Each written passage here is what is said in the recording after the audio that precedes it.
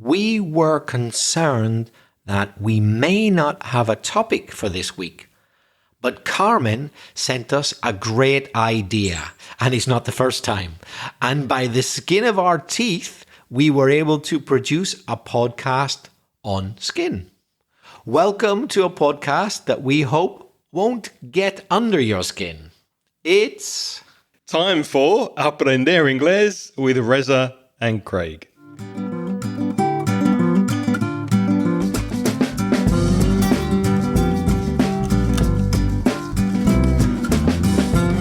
He's Craig. And he's Reza.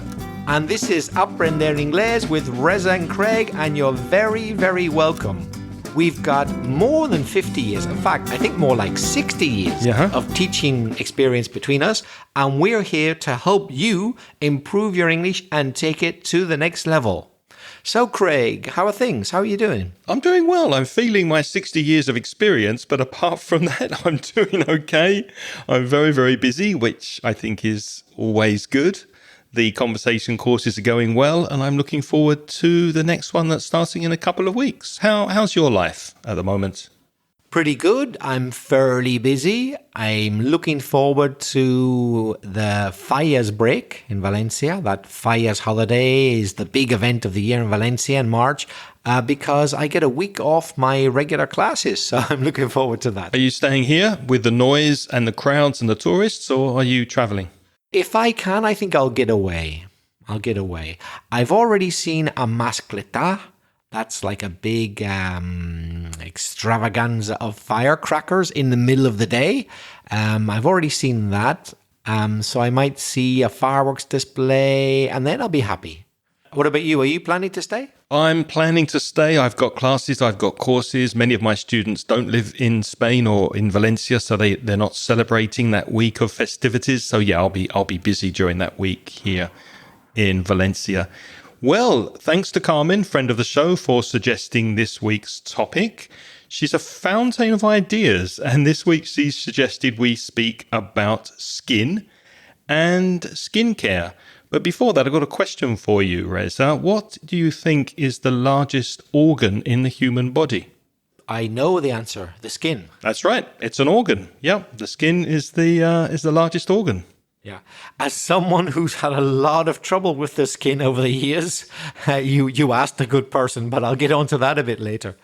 Okay, well, first let's start with the basics. There are different kinds of skin, aren't there? We don't all have the same skin. We can have white skin or pale skin, and in that case, we're called Caucasian. We can have black skin, and we can have brown skin. Yes, some people say coloured for black, although it's less and less common these days, isn't it? I don't think it's politically correct anymore to say coloured. It used to be when I was young. You used to call people with black skin coloured, but I don't think they like it, so I don't do it anymore. Yeah. Also, I've heard of colour, a person of colour. That's okay. A person of colour is okay because that includes people with brown skin.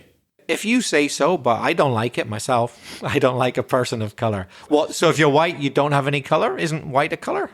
Of colour? How come that doesn't include white? Black's a colour, white's a colour. So of colour, it's like, for me, making a difference, like, oh, they're different. The black, they've got a colour. But hold on, you've got a colour, mate, and it's white. I don't like it at all, personally. I agree with you that we shouldn't put an emphasis on any colour. Like we shouldn't need to differentiate colour, but people do. And I'm not offended when people call me white. Like I'm a white man. It doesn't offend me. Yeah. I don't get offended when people call me white either, even though I don't consider myself to be 100% white. But I'll talk about that later. But it doesn't bother me, I have to say. I don't even get bothered when people call Obama black, but we'll get to that later, because of course he wasn't entirely black, was he? No, mixed race, I think he was. Yeah. Let's save that for later. Let's put the politics to one side for a minute and get back to skin. Now, you can have oily skin. Oil is the noun and oily is the adjective. And you can have dry skin, which is kind of the opposite to oily, isn't it? And you can also have flaky skin. A flake, you may have heard the word snowflake or cornflakes. So a flaky skin would maybe the skin would come off in very, very small pieces. Now, my skin, I think, is oily and flaky. So I've got the worst of both sides. I've got oily skin sometimes, and then sometimes it's flaky, which I'm not very happy about. But flaky is a bit like a croissant, isn't it? The flaky pastry in a croissant. That's right. So flake is a noun or verb. So the adjective is flaky. The flakes come off, the little parts. Well, actually, every single time you touch someone's skin with your skin, did you know that some of their skin is now on your skin? Yes. Little tiny particles. With flaky skin, it's just you see it. It's really obvious. But there are microscopic particles of human skin everywhere. We're touching them, we're eating them, we're drinking them all the time. It's not a pleasant thought, but it's true. And to go even further with that, and I hope you're not eating listening to this, but when you go to sleep and you put your head on your pillow in bed, little flakes of skin fall off, and there are these little tiny insects that eat the skin while you're sleeping. So if you're interested in that, there are some disgusting videos on YouTube for you to watch. Now, Craig, how would you describe your skin? Do you consider yourself to be pale? Would that describe you? Dark? I'm definitely not dark. Are you tanned? Have you got a tanned complexion? Well, tanned, I don't know if that's a permanent way to describe skin. Is it? Because I tend to tan in the summer if I sunbathe so that the sun can change the color of my skin. You get a suntan and then you are tanned. So my feeling, my interpretation of tanned means that it's something that comes and goes. If you're in the sun, you're tanned, but in the winter when you're not sunbathing, you're not tanned. Do you agree with that? Yes. Although some people are tanned all the time, but they don't necessarily need to be. It could be simply that they're exposed to sun all the time. They're working outside maybe. And therefore they're tanned. A lot of Mediterranean people, for example, who perhaps if they weren't out in the street or where it's sunny in places like the south of Spain a lot, they would probably be a lot paler. Mm-hmm. But they are permanently tanned because they're always out in the sun. Exactly. So I would consider myself pale, I think. Now, dark can be the opposite of light. But when you're talking about somebody's complexion, which is the color of their skin, then the opposite of dark would be pale. So you have dark skin or you have pale skin. Have you ever had a problem with spots, Craig? I have always had a problem with spots ever since I was a teenager. I had really bad acne. Acne is a condition where I think your hormones in your body are changing when you're a teenager, and teenagers tend to break out in spots. To break out means to suddenly have them appear. Your skin breaks out in spots. Another word for spots, pimples, Pimples. And sometimes you get pus, Puss, inside the pimples. And if you squeeze them, then the pus comes out. It's disgusting. When I was a teenager, I had lots of spots and pimples. In fact, they were so bad that I went to the doctor and I complained about my very bad spots because they were in the shape of strawberries. Right. So he gave me some cream to put on them. Oh, very good. Strawberries and cream. Perfect. So you were a spotty youth, yeah? You were very pimply. I was you very had a spotty. lot of spots. I was spotty and pimply. What about you? Did you have acne? Very spotty, yeah. I was a pimpled teenager, yeah. But now I usually don't have problems, but I did have huge problems until my early 20s. Another thing which can happen to your skin, using the phrase of our breakout, apart from spots, you can break out into a rash, or sometimes we say develop a rash. Now that's not quite the same as spots. It's red, like spots usually are, but it's normally we think of a bigger mark. So it's a red mark that can be quite small or really big. You could have like a small rash on the back of your hand, or you could have a rash covering your whole back, for example.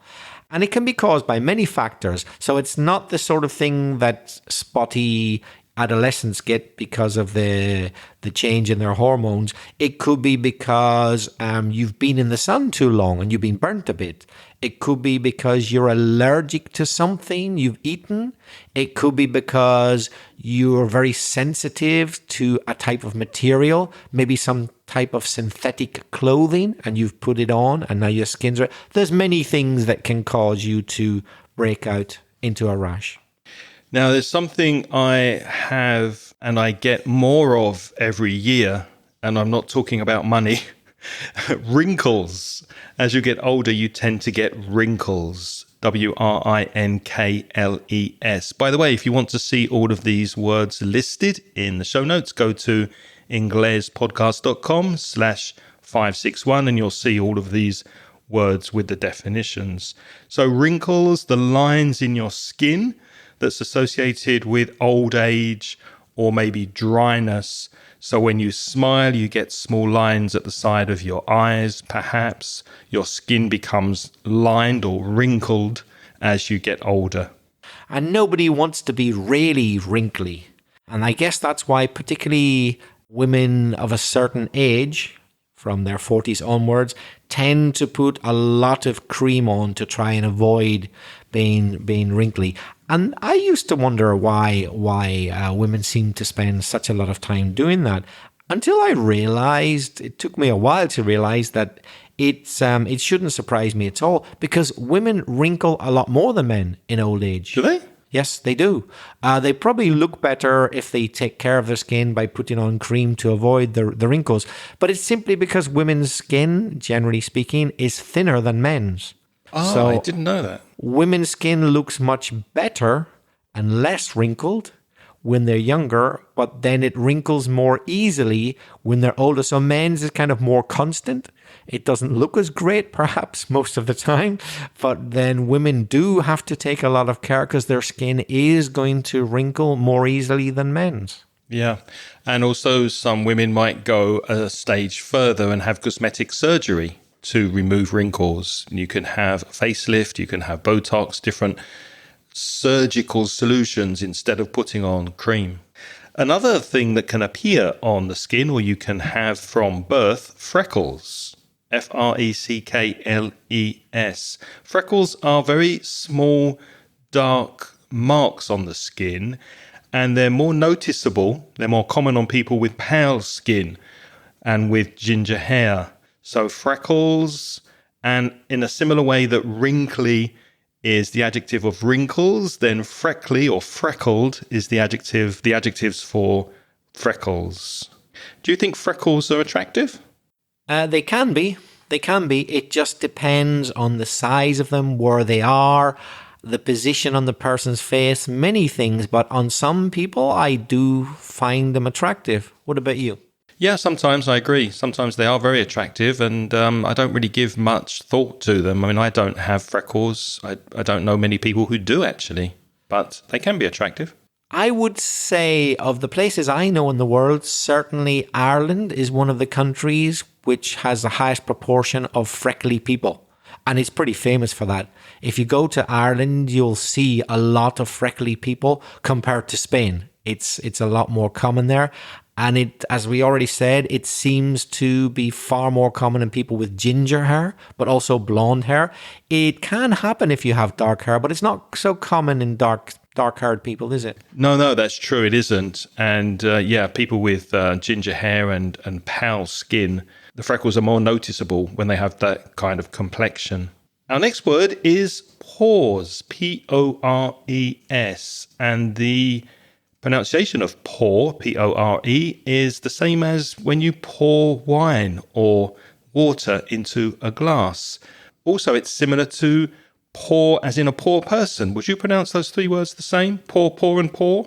I know that according to the Oxford English Dictionary, you should, but in Belfast, people don't. How would you say it? So you spell the word for me. This one connected to the skin, Pore. Pour. Pour. Pour, the same. Poor. Poor. Ah, poor. So yeah, you've got that ur there. Poor. Yeah. Interesting. So what are pores? Well, they are the very, very small, minute holes in your skin because your skin breathes and it has pores in it. And sometimes the pores can get pieces of grease or dirt or other things in them, and they can become clogged, clogged, which means the stuff gets inside, the dirt or the grease gets inside, and you can have a condition from that, can't you? Something can develop when these pores get blocked or clogged. What happens? You can get blackheads. So that doesn't mean that your whole head is black. Whenever a pore is very clogged, it's full of a lot of undesired material, you see like a tiny dark spot. It's more or less a black color. Filling the whole pore, you've got a blackhead. I know that there are certain people who love squeezing blackheads. Are you one of them? I am. You are. Yeah. Right. Hours of fun squeezing blackheads in front of the mirror. So that's one of my pastimes, squeezing blackheads. You don't do it. I have done it. I think I did it too much when I was an adolescent, and I squeezed so many blackheads that I was getting terrible marks in my nose where I had most of them. So I thought, I better stop this or my nose will be deformed forever. Another thing that can appear on your skin is a wart, W-A-R-T. Now, warts are small, rough growths on your skin, things that grow. A thing that grows is a growth, Growths. That's the noun, a growth. And you can get them on your hands. You can get warts on your feet. You can get warts if you're a witch. At Halloween, you might have a wart on your chin or on your nose. That's very typical. So warts are things that appear on your skin, like a kind of a rough area that grows, and it grows out from your skin. Another very common thing you can see in some people's skin, or just under the skin, I should say, is varicose veins. That word vein is spelled V-E-I-N, vein. The little pipe, let's say little tube where your blood flows. Don't confuse it with V-A-I-N, which is also pronounced vein. And some people are vain because they have really nice skin. But I'm not talking about that. I'm talking about where your blood flows. So when they're enlarged, bigger than they should be, they're swollen, and they appear quite easily to the naked eye under the skin, usually in the legs, but it can be other areas. It's because of pure circulation.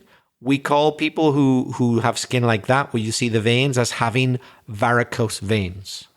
Another mark on the skin is a scar, S-C-A-R, a scar. And scars are marks that are left on the skin, that remain on the skin after a wound or a cut or something similar has healed. So when the skin repairs itself, sometimes it's not completely clear and it forms a scar. Do you have any scars? I do. From knife fights or bullet wounds? No, just a silly accident, yeah. But I am, here's a common expression, scarred for life. It will never go away. I've had it since I was about 20.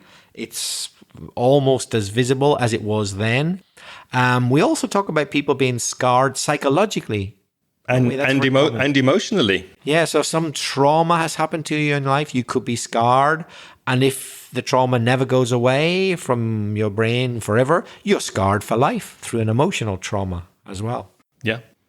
Now, you can squeeze a pimple, you can squeeze a blackhead, and you can also pick a scab.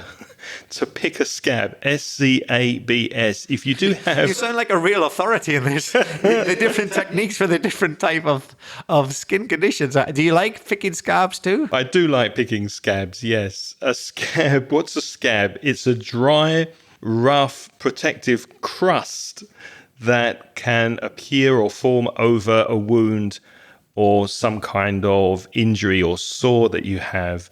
For example, if you fall over in the street and some of your skin gets removed so that it bleeds, well, it stops bleeding, doesn't it? And then the next day or a couple of days later, the skin goes hard. That's a scab.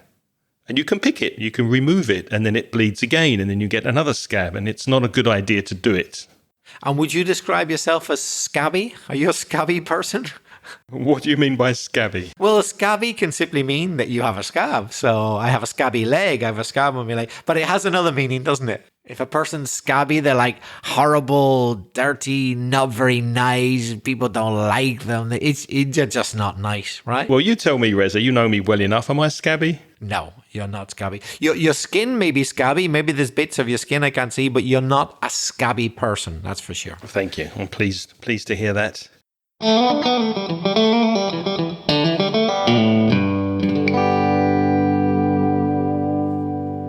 Let's take a quick break here because I know you listen to this podcast to take your English to the next level.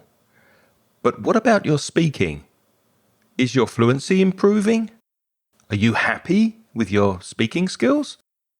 My conversation course focuses on making you a more confident and more fluent English speaker.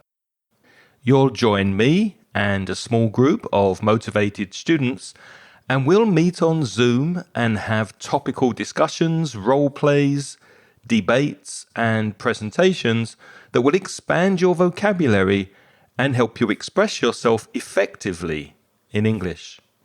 So be proactive and take the first step towards becoming a confident and fluent English speaker.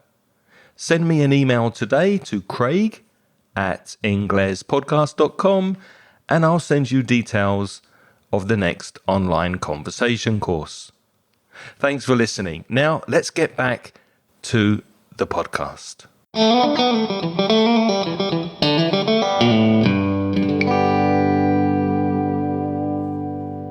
Another thing you can have on your skin is a birthmark, which pretty much explains itself, doesn't it, Reza? What's a birthmark? As Craig said, a mark you get from birth, so you're born with it. It's a coloured mark on the skin. It's usually brown, but it can be a reddish or purplish kind of colour. A bit like freckles, which we mentioned earlier. I find that in some people it can look really attractive. It depends where it is, doesn't it? Yeah, depends where on the body it is and what maybe how big it is, what colour it is. So yeah, they can be attractive. Now, we've spoken about different skin conditions. You can have varicose veins, warts, scars, spots, all kinds of things. Well, there's a special doctor who can deal with these conditions, these skin conditions, and the doctor who specializes in skin health is called a dermatologist. Yes, those conditions which Craig mentioned are conditions which nearly always can be treated and will go away. However, a dermatologist also deals with what we would call skin disorders. Chronic conditions. Exactly. So it's chronic. It's a disorder. It's maybe never going to go away, or it's going to be very, very difficult to control because it's a disease. So a disease is something which is long-term, chronic. It may or may not have a cure, but it's going to last a long time. And so it requires a lot of treatment. I'm talking about things like dermatitis, which is very similar to eczema. It's hard to know what the difference is, but apparently there is a difference. Dermatitis can be caused by many different things, I've been told, although the symptoms are more or less the same as eczema, which is very dry, flaky skin. Exactly the same as psoriasis, which I know a thing or two about since I've had it since I was about 14 years old and still do. You've deduced there's no cure for it. So psoriasis, like eczema, produces flaky skin, also red. It's raised, R-A-I-S-E-D. It's like not, the surface of the skin isn't flat. It kind of goes up a little bit. Other conditions, I'm quite familiar with these because I've been to dermatologists many times in my life and I come across people with other conditions. I've met people with vitiligo, or some people pronounce it vitiligo. It's spelled V-I-T-I-L-I-G-O. I think Michael Jackson claimed to have that. We're not sure if it's true or not. It's when you start losing the pigmentation in certain parts of your skin. So it's particularly noticeable on black people because they have white bits. little white patches. So they're not birthmarks. It's a condition that changes the color of their skin during their lifetime. Yep. White people can have it as well, but it's less noticeable. So it's areas of the skin where there's no dark pigmentation. So it's completely white. So when it happens to black people, it's very noticeable, obviously. Athlete's foot. People who run too much? Yep. Is it really? That was a joke. Is it actually people who run too much get athlete's foot? No, but it's named after them. Yeah. It's not exclusive to them, but they discovered that athletes who run a lot tended to get problems between their toes and around the bottom of their feet on the skin. Because of the sweat. Because of sweating. So it's named after athletes. If you do a lot of exercise, like running too much, and you're wearing tight shoes, there's a fair chance that you're going to get athlete's foot if you do this every day. So that's a very common problem. And one more condition, disorder, is albinism. But you probably know the adjective better, albino. So if a person, well, it's an adjective or a noun. If a person is albino, that means their skin is completely white, uniformly 100% all over white. They have no pigmentation at all. So it's far more extreme than vitiligo. And also, I think being albino has other problems. I couldn't tell you what they are, but I know that apart from your skin, it also affects other parts of the body. I think it might affect the eyes as well. Yes, I think they're very sensitive to light and the sun. Yeah, especially careful with the sun, albinos. So we've looked at some conditions of the skin. Let's look at ways that you can take care of your skin and look after your skin. I mentioned, not seriously, but when I had strawberry-shaped marks on my skin, the doctor gave me some cream to put on it. Well, different creams, that's one way of treating your skin and taking care of your skin. Craig, while you were at it, did you add, knowing you, a little bit of chocolate sauce to the cream? I bet you did. Yeah, that was maybe a bit sticky. The chocolate sauce was a bit sticky afterwards. But yeah, I tried the cream and the chocolate sauce. Lotion is similar to cream, but it's a bit more liquid form. It's not as dense. It's runnier. It's a bit more liquid, a lotion. And then you can have ointment, which is also quite thick, isn't it? Oil can also be used on your skin, and some kind of lubricant if you have dry skin, then that can help to moisturize your skin, which is a name of a cream, isn't it? A moisturizing cream. But for me, lubricant is a cream which is designed more for a specific purpose. Lubricant is to lubricate because it's expected that you're going to have a problem. But how can you predict the problem? Well, because your skin's going to rub against something. So lubricant, I think, is more for when a problem is anticipated or it's a common side effect of doing something. For example? Sex. Ah, right. Okay. But other things as well. There's other types of lubricant. Lubrication. Yes. Yeah. So for sex, some people use lubricant. There's going to be friction. And that could cause problems. I wouldn't call that oil, but I would call that lubricant. I think that's more the difference. Yeah. Phrasal verbs you can use with these lotions, creams, ointments, oils. You can put them on. So to put on cream or ointment. And you can rub in, which means to apply. So if the doctor says rub in this cream or this oil, you're rubbing it into your skin. Or maybe you're putting it on your skin. Notice those prepositions. Put on, rub in. So moisturizer moisturizes the skin. Moisturizing cream.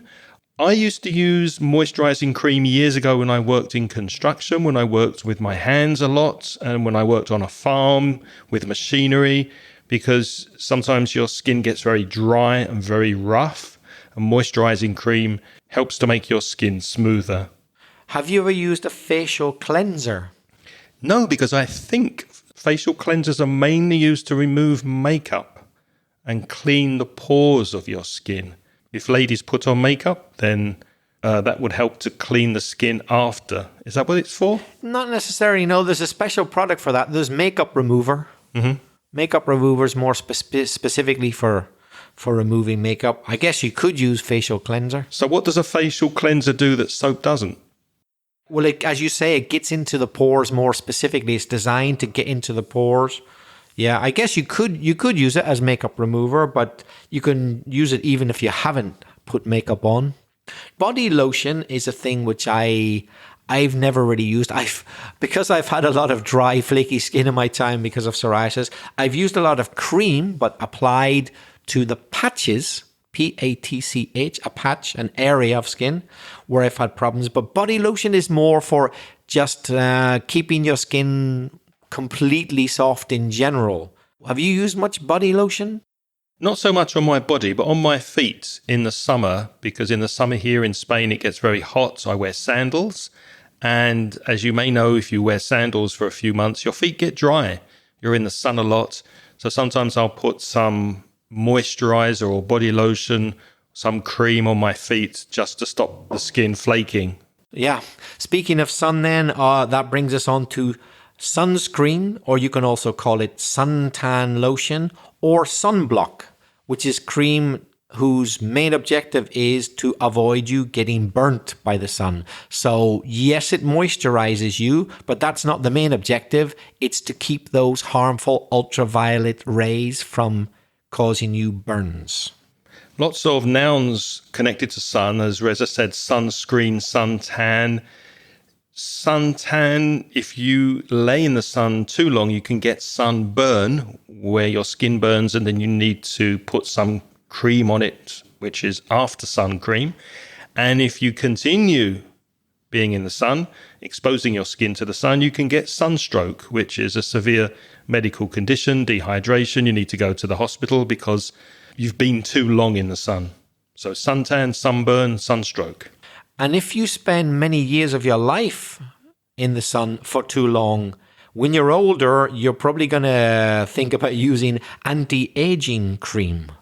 So when you're old in general, and particular if you've lived in a sunny place, because your skin will be very wrinkly, there are special creams to prevent your skin from looking old, and they're called anti-aging creams. I once bought some really, really expensive anti-aging cream, and now my wallet looks 10 years older.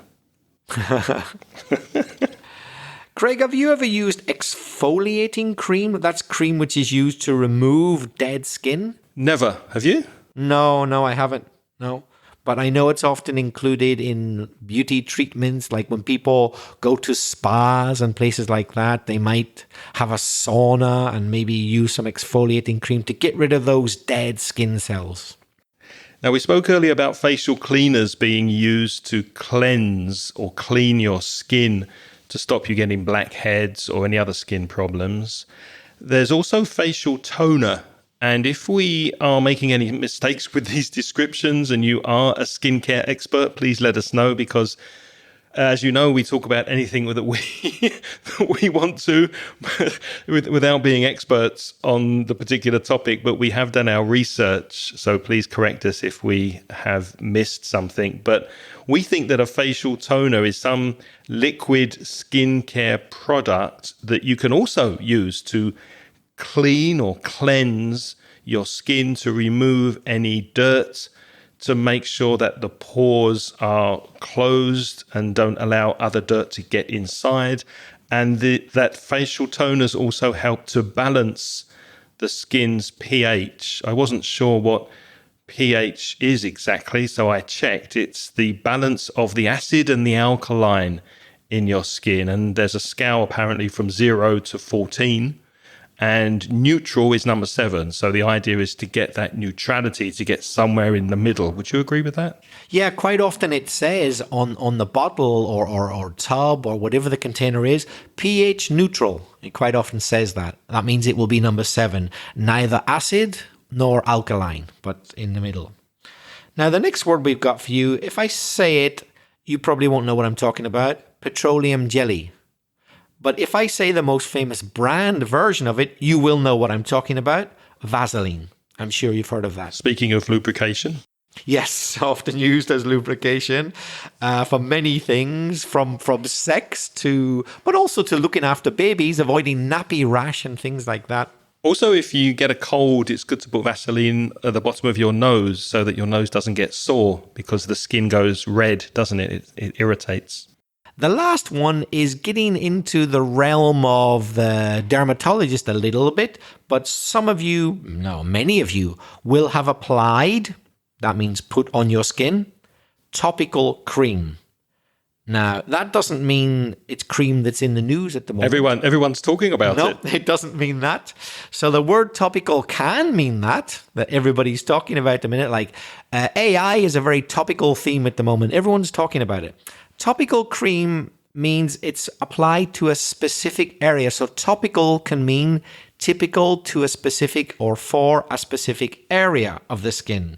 So it's for medical or medicinal reasons. I'm sure many of you have once or twice in your life applied an antihistamine cream, for example, because you had a rash or because an insect bit you, or other reasons. You had an allergy to something, you touched something which you reacted to, you applied a cream. That was a topical cream, specifically an antihistamine to stop the reaction.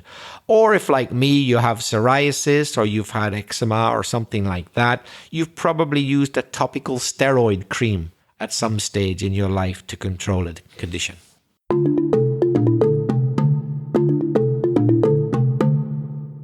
So we've spoken about skin care. Let's move on finally to some idioms connected to skin. We said at the beginning of the podcast that Carmen's idea saved us by the skin of our teeth. We managed to put this podcast together. Well, if you use that idiom by the skin of your teeth, it means that you narrowly just avoided some kind of disaster, or you just managed barely to achieve something. For example, I passed the exam, but by the skin of my teeth. I needed 60% and I got 61%. I passed by the skin of my teeth. Of course, there's no skin on your teeth, which is why this idiom means just or barely or narrowly. For example, the train left at 7 a.m. I got to the train station at 6:55 and I caught the train just in time by the skin of my teeth. Another very common expression you'll hear is thick-skinned. If you're thick-skinned, it means you're not easily hurt or offended by criticism or negative comments. And you can probably imagine that the opposite is thin-skinned. If you're thin-skinned, you are easily offended or you're very sensitive to criticism. Craig, do you consider yourself thick-skinned or thin-skinned? It depends. Maybe somewhere in the middle. If people say very horrible, nasty things to me and I take it personally, then I might be offended. It would affect me. So in that sense, I'm quite thin-skinned. But also sometimes I just ignore comments if I don't really value the person's opinion. So I'm somewhere in the middle. What about you? Yeah, the same as you. Exactly the same as you. Another expression with skin is to have some skin in the game. If you have skin in the game, then you have some kind of personal investment or personal stake in the endeavor, in the act.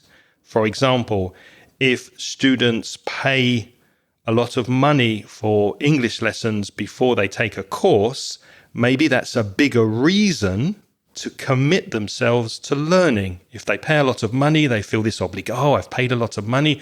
Now I have to work really hard. I've got skin in the game. I've got a big reason to do it. The more money your employer pays you, maybe the harder you work. You've got skin in the game. Craig, if I were to say to you, tonight I'm thinking about having a drink. I haven't had one in a while. I think I'm going to have some whiskey and I'm really going to enjoy it. You know what? I might drink half a bottle of whiskey. I might end up getting drunk. What do you think about that? Well, it doesn't affect me, so it's no skin off my nose. So no skin off my nose means I don't care. It doesn't affect me. It doesn't concern me in any way. And notice how I stressed that pronoun there. It's no skin off my nose. No skin off my nose. I know you said you're leaving early today. Well, you can leave when you want, Reza. It's no skin off my nose. And you can eat the last chocolate biscuit. It's no skin off my... Well, hang on a second. I'm not sure about that. There is some skin off my nose. I think that would get under Craig's skin, actually. You think so? If I ate the very last chocolate biscuit and he was really looking forward to it, it would irritate him. It would get under his skin, I believe. Which is an expression we use at the beginning of the podcast. We hope this podcast doesn't annoy you, doesn't get under your skin, doesn't irritate you in any way. If you're scared, if you're frightened, if you suddenly have a shock, you could say that you jump out of your skin, which means to be extremely surprised or startled about something. I remember you told a story a while ago on the podcast about a cat in a house when you were with your girlfriend. No, I was alone. Are you alone? You thought the house was empty? Yeah. Well, it was completely empty. Apart from the cat, which wasn't mine, of the next door neighbors, which had got into the house and started walking on the piano. So I thought some crazy guy was playing the piano because he was going to chop my head off or something and making fun of me. That's right. Until I discovered it was a cat. Oof, I really did jump out of my skin. I've never been as frightened in my life. A person has never frightened me as much as a cat. Yeah, no, you jumped out of your skin. Really? Another expression, beauty is only skin deep, which means the outer appearance, how you see people, is not as important as their inner qualities, their character, their personality. Do you agree with that? That beauty is only skin deep? I do. And you change. You won't have it forever. You won't look the same when you're 90, if you live that long, as you do when you're 30. So beauty is clearly ephemeral. It's not here forever. I agree. Although we do have an agreed social image of what is beautiful, what is attractive. For example, if you think of models or actresses, Anne Hathaway, Natalie Portman, Margot Robbie, they're all beautiful women. We think that they are beautiful. Well, I don't know about that standardized view because maybe physically, but I don't know how it's been established that models should look pissed off all the time. I don't find that attractive. You know how they walk down the catwalk looking at you like, don't look at me. I'm not in a particularly good mood. Look somewhere else. I don't find that attractive, but it seems to have been established in the modeling world that, oh yes, people will like that. Look like you're really arsey and things that annoy you easily. Yeah. Almost like a sneer, isn't it? When you sneer at someone, you look down your nose and you look distastefully at someone. That's the look that's supposed to be attractive. Doesn't that seem to be the established catwalk look? Yeah. Now, a model can be very, very thin, extremely skinny, in which case you can say she's all skin and bones, or he's all skin and bones, means that they are very, very thin, unhealthily thin. They're all skin and bones. Now it's your turn to practice your English. We would love to hear any opinions you have on our skincare definitions, if we've made any mistakes or errors, and also let us know if you have any ideas for future podcasts. Reza, how can people contact us? We'd like you above all to send us an audio message, and you can do that at speakpipe.com/Ingles podcast. There's a link to that in the show notes if you forget. However, if you do want to write, you could send an email to craig@inglespodcast.com or belfastreza@gmail.com. And if you want to write to us and criticize us and tell us what we're doing wrong in our podcasts, we are very thick-skinned, so we won't be crying about it. Don't worry, we'll be more than happy to get your feedback. And if you're a Spanish speaker and you want to improve your English with free paid resources, why don't you visit the Mansion Ingles website? You can go to mansioningles.com for free resources, and for paid products, you can browse the online store at store.mansioningles.net. As always, we'd like to say thank you to all our Patreon supporters. Those are people who donate money on the Patreon program. That's Patreon. And as a way of saying thank you for their donation, we give those people instant access to all the audio transcriptions of the podcast. Also, as a more recent added bonus, about once a month, there's a chance of speaking to Craig face-to-face in a video. Almost face to face. Well, Virtually face to face. yeah. Also, there's a chance of seeing Craig's face, but not being face to face. Yeah, but you can see his face. We really do exist. We're not just sound waves. We're not artificial Well, intelligence. or maybe I am. You won't see my face. I may just be artificial lack of intelligence. But you'll see Craig's face about once a month, if you like, as well, in a video conference meetup. Yes, and many thanks to Marta and Denise for coming to say hi last month, and there will be another one very, very soon. Before we go, we'd like to say welcome to our Patreon supporters who have recently joined us. We can't say thank you to everybody, but we have heard from Pablo Albert, who has joined the program. Thank you, Pablo. And also Ana Ibarra, who's been a supporter for a while, has recently increased her support to €5. So thank you very much, Anna, and to everybody who is helping us by supporting this podcast on Patreon. Next week, Reza? Next week, we'll be talking about the sense of sight. So please join us for that. Lots of vocabulary connected to the way we see things in the world. And thank you for joining us this week. Until next time, it's goodbye from Reza. And bye-bye from Craig.